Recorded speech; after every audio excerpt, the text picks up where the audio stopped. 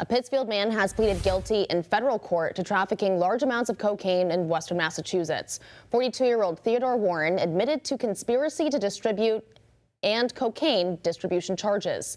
Warren was allegedly a trusted runner for Lavante Wiggins, the former dean of students at Pittsfield High School, who's accused of running a drug trafficking organization in and around the city. Investigators say Warren delivered cocaine to one customer on 4 occasions between September and December 2024, racking up more than $34,000 in drug debt.